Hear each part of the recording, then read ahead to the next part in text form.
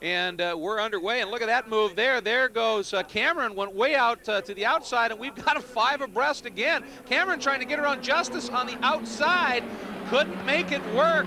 Wow, that was tight. Anderson there on the outside, right behind Cameron. He tucks back in with Lacey. Walsh looked like he got the jump he was looking for. Now it's Hansen and Rojas, I believe, going side by side up through the S's. Cameron tucks in behind Justice.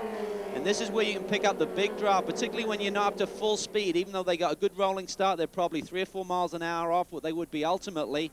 And there you see Justice starting to pick up the toe, and Cameron slides to the inside. Boy, Cameron goes way over, can't do it, and that's going to slow down Justice entry into the turn. Let's watch for it here, and oh, look at that, that's Anderson, a bit of a bobble, yeah, and Lacey, Hansen got around the outside. Lacey got inside of Anderson there, really slowed him up, and that's allowed Hansen to really get a good run on Mike now, going down into the boot. And he's knifes through underneath, so a nice piece of driving there by Hansen, but all of that dicing has let that lead group escape right now. That's not what they wanted to have unfold. That's Rojas now taking a look. No, not going to be able to make it work. So Hansen there looking in his mirror. Anderson tucks to the inside. Got a good run there now as they go down towards the heel of the boot. Meanwhile, up front, Walsh under pressure from Justice. Is he going to go for it? He slides to the inside. Very tight there and gets chopped, but given enough room, they both make it through. That was very tight indeed. And there you see Lacey now making a move for Cameron, up for third. Lacey dives to the inside, and he's got it.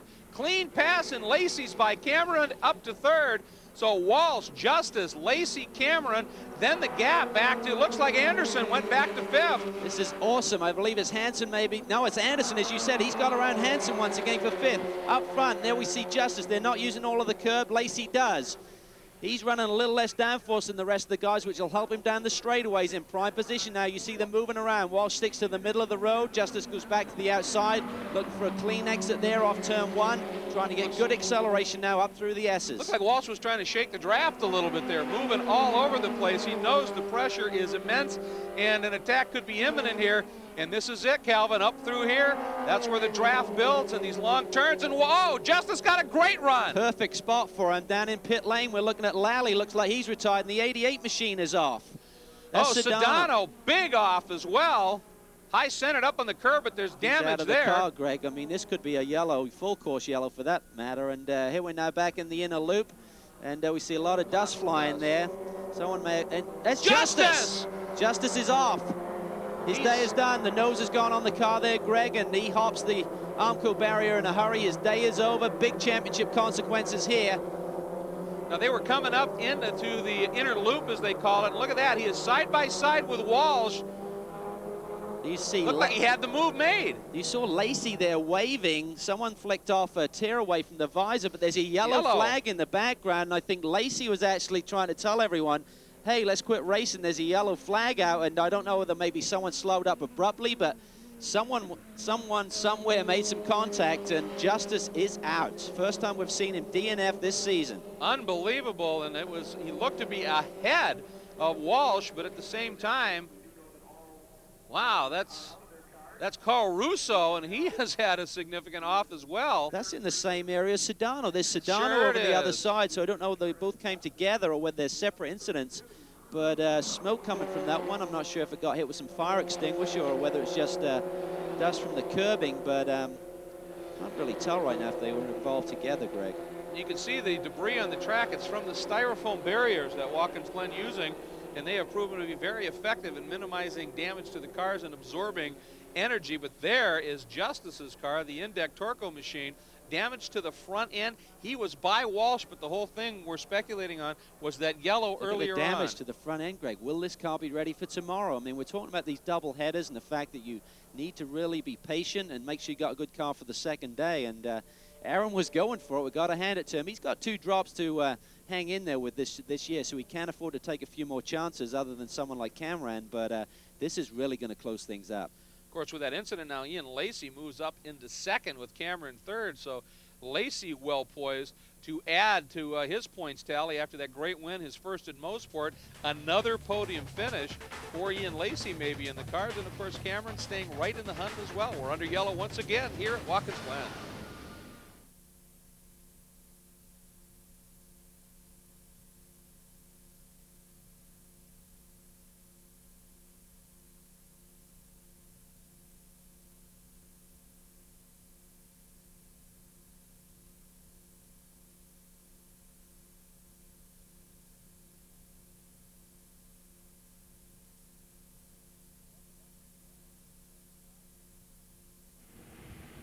Welcome back to the Glen, where we are under caution, and there is your leader, Peter Walsh, but he was definitely in the mix and involved with an incident. Got some debris gathered up around that lower A-arm, but we're going to go back and take a look at what we have for the replay of that incident with Justice, Calvin, see if we can't sort this out. Well, as they come up onto the back straightaway, they accelerate up through the S's. They're able to pick up a good slipstream from one another. And there you see Justice breaks out of Walsh's slipstream early, side by side now. Now they go down in towards the braking area for the inner loop. See Lacey, he's waving. He sees the yellow, I believe. We see Hansen and the rest of the pack coming through. Now, as they come through the loop, their dust is flying. And it looks to me as though someone must have hopped some curve. You see some big tire marks there as they come out of the inner loop, and that leads to Aaron's car. But he went in on the left, and he ended up on the right, so he must have bounced through something there and got up over the exit curbing, and that ultimately turned him around, Greg. But he hit with quite some force. You saw some damage to the nose cone, a lot of grass underneath the chassis. So hopefully he can get it fixed for tomorrow. And, of course, with Justice out, Walsh leads. Walsh had to survive a restart earlier. John, what's he thinking? A lot of discussion going on down in Peter Walsh's pit area. They don't want this yellow flag whatsoever. They felt that the car was absolutely perfectly set up for the closing laps of this race. Peter had total confidence in the new settings. He was comfortable in the car, and he felt that the fastest laps he'd be able to turn would be in the closing laps. Those are now ticking by under the yellow. Thanks, John. We were trying to look at what that might be caught on that lower right A-arm of the car, and it looks like maybe a piece of racer's tape or some sort of debris that may have come off of another car that just gathered up. His concern would be that getting loose and into the radiator inlets. Yeah, for sure. You don't want to overheat the car, even with a few laps to go. But if you're a drinker, you want to be on his team right now. He's got Guinness on one side, Pod and Bailey's on the other. So there's going to be some celebrating. You got some good things to work with down there. Well, you're going to discover Ireland, which it also says on the what car. it's all about, to be sure, to be sure. This is the section of the track now we talk about the boot here, and if you would, this would be the front of the ankle where they drop down, and there's some serious elevation change. Here they keep going down into the toe, and then there's that big rise as they climb up, drop down into the heel, and then climb back again to the short course. And it's this layout that, when the sports cars and the serious road racing crowd comes to race at the Glen, this is the track they want to be on. Oh, it's awesome. I mean, this is really a fun part of the racetrack. Quite tricky, though. I mean, the corners are very difficult to get the right entry to. Some of them you sort of like set up in the middle of the road. Some of them are very late apex. All right, well, as the cars continue to lap under yellow, we're going to step away before we go green. We'll be right back.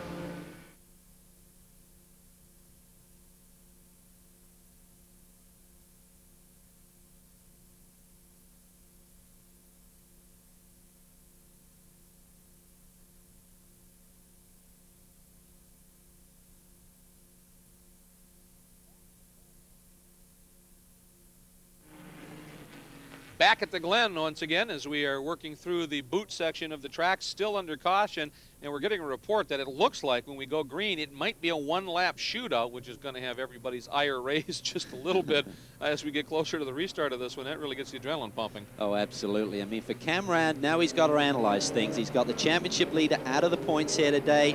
Does he settle for third, or does he try and get first or second place points?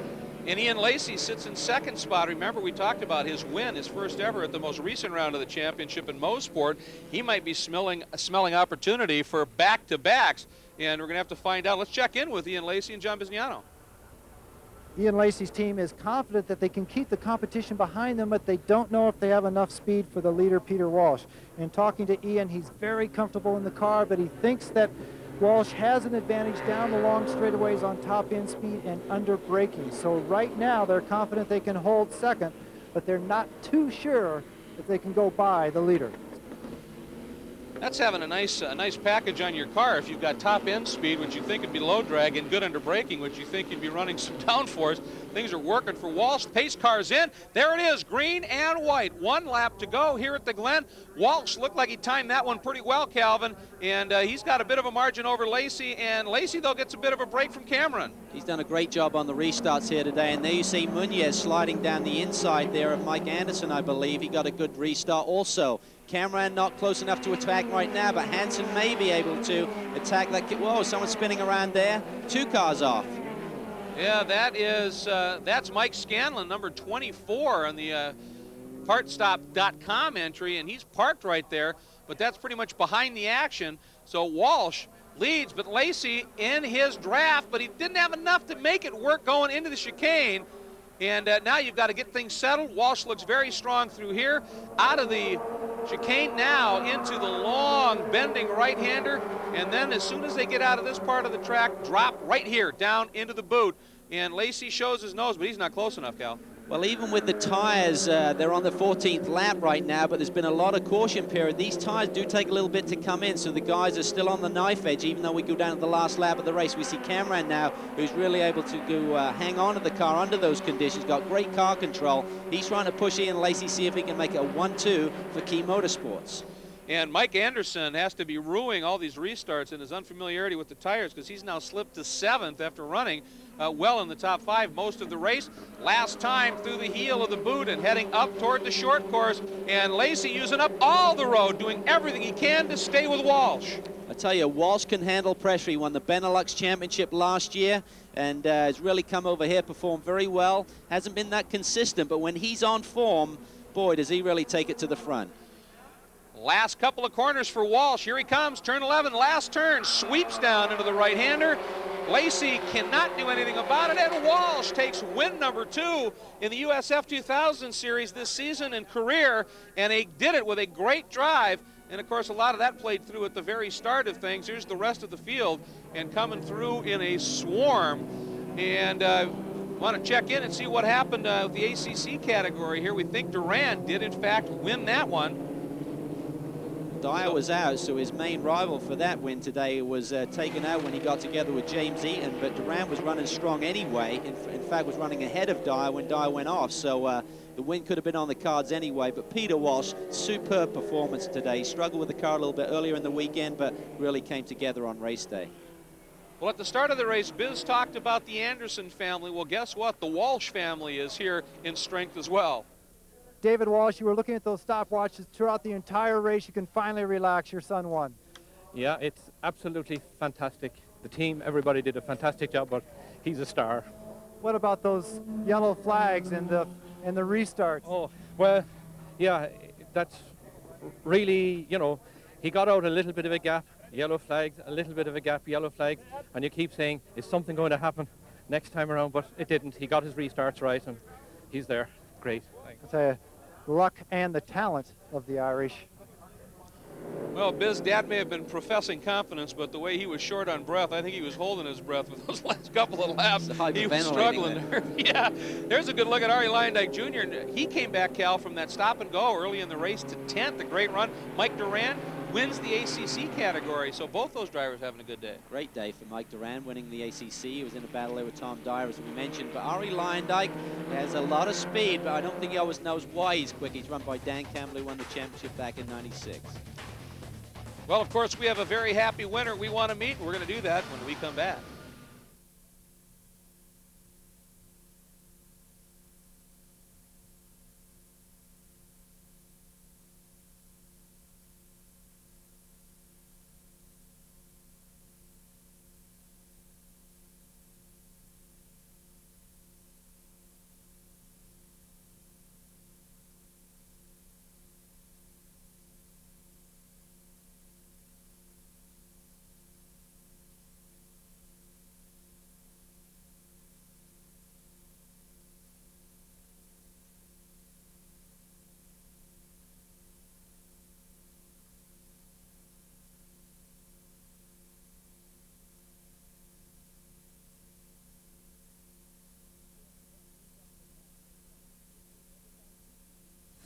The USF 2000 National Championship presented by Speed Vision has been sponsored by Yokohama Tire Corporation. Turn on technology with Yokohama Tires. Well, the Irish roller coaster ride continues for Peter Walsh. A win at Mosport in May, struggles, back in victory circle, and down there as well as John Bizignano. Peter has the helmet off. Congratulations. What a great run, Peter. Before this race, if anyone would have told you you would have had such a commanding lead in the middle of it and at the end of it, would you have believed him? Well, I mean, you know, we take every race as it comes in you know, in this series with my team. So, you know, you've got an equal chance at every race you come to, and we were struggling in the last couple of races, but, you know, we came to this track during the week and we were going pretty well in testing and qualified 5th yesterday. And yeah, I mean, the car was really good in the race, And, you know, Aaron and Mark got a bit tied up with themselves, and I just went through and won the race. So brilliant, but it was tough. You were making changes on the car right up until the time of getting it onto the grid. You obviously found the right combination. Yeah, I mean, we were trying all sorts of test setups on the car during the week, and we just found a good one. And in qualifying yesterday, we had a real good one for the second session, and we just left the car the way it was for the race today, and the car was really good. So I'm delighted. And Key Motorsport did a great job, and we just, you know, we won this weekend, so we were the best. Congratulations. No one could beat him today. Well, that opening lap will go down, I think, for an absolutely great one. Let's take a look at the results. Walsh from 5th to the win. Lacey, another great run, and Cameron. Then we take a look. Rojas, Anderson slipping a little bit. There's Duran, the ACC winner. Lyondike up into the top 10, Calvin. I'll tell you what, we saw some great drives throughout the pack. Oh, we really did. I mean, Hansen had a great run from 13th all the way up to 4th. I think Mike Anderson will have learned something here today and hopefully show a bit better tomorrow. Continue on through the order. There's Andrew Davis struggling, bit of a surprise. Really figured Andrew would be more of a factor this season. Lally, of course, Justice, that was the big story in terms of points. And we're going to take a look at that, of course, in just a minute. There's Dyer and Eaton, the two drivers involved in that big dust-up where they had it all wrong back there and had their problems. One guy who had it all right, though, was Ian Lacey. In the end, he had a shot at a win, and he is down in victory circle with Biz. John? Ian Lacey, congratulations on a great second place finish, a terrific drive up from your qualifying position. Where could you get by people? We were just using the draft there on the restart pretty much, and the car wasn't great. The WorldBestBuyCar.com car wasn't great on the long run, so on the restart there, I just went to town. I got Anderson going into the chicane there. It was a little close, but we got through there, and then with Cameron, he made a mistake and tried to park me at the apex, and I just nudged him with the front of the car and pushed him out of the way, and I didn't mean to, but it opened up a gap for me, and I was able to get by in the next corner. And then Justice went off the track on his own, so right up to second, just like that, one lap. What did you see when Justice went off? Well, it's hard to tell from where I was, but it looked like he was making a pass attempt on Walsh after the double yellows were out. Nobody slowed down, and he went off across the grass at the exit chicane, spun to the inside, and hit the wall. So another great result. Another great result indeed. Now, we talk about the points. Pre-drops after 9 rounds. You can see Justice still has a pretty healthy margin over Cameron, Ian Lacey. Walsh closing in, though, now up into a very solid 4th. 3 now clear of Hansen at this point, the young Englishman who had a good run, although a little further back than Harrison, Rojas, Asaro, who did not take the green flag even, so he's plummeting in a hurry. Munoz and Eaton, of course, with that big wreck. But now let's take a look at it after the drops, and this is where things again compress quite a bit, especially for Cameron. He moves even closer. Well, it's 10 points with the drops going into this race, and now it's only 5. So if Aaron has any more problems here, we've got 4 more races to go. Cameron will be on him in a heartbeat. So a lot to play for. Lacey's really being a factor now in the championship. And look at Walsh. He's overtaken Hansen and will lead the Rookie of the Year championship right now. Then Rojas, Asaro, Harrison, Munoz, and Eaton. Now, we talked about Cameron, who's moving up very nicely. He did it with a 3rd place finish, and that means he gets to visit with Biz. Mark, you almost looked disappointed with a nice 3rd place finish. Well, I'm pretty happy with this 3rd. I mean, I marked some points. Hopefully, Lacey tried to push me out of the restart. Well, I mean, that's the part of racing, but I think this 3rd, I mean, I marked some points. That's very important here. Do you think the close running that you and Aaron had in the beginning of the race actually let Peter get away? Yeah, my car was not perfect at the beginning on the cool tire, but when the tire come in the pressure, my car was not perfect, but pretty good. And I tried to make a run on Aaron, but I can't make a good clean pass. And after that, Justice tried to pass Walsh in the trainer straight away, and he lost. So it's too bad for him. But congratulations on a great 3rd. Thank you, I appreciate it. Thanks, John, and congratulations to Marc-Antoine Cameron. Calvin, we've talked about it here. The next race in this championship is right back here tomorrow at the Glen. They've got some work to do. Well, the crews have to go to work tonight. Hopefully, Aaron Justice will be back on the track tomorrow in his race car. We saw Dyer and Eaton have a big one as well, so hopefully they can get back in the field. All right, we'd like to remind everybody that if you are looking for racing, Speed Vision's your source. If you can't find it on the network, though, find it at speedvision.com for all your racing information and needs. As we said, next time, it'll be right back here at Watkins Glen. For Calvin Fish and John Bisignano, I'm Greg Creamer. We'll see you then. Take care.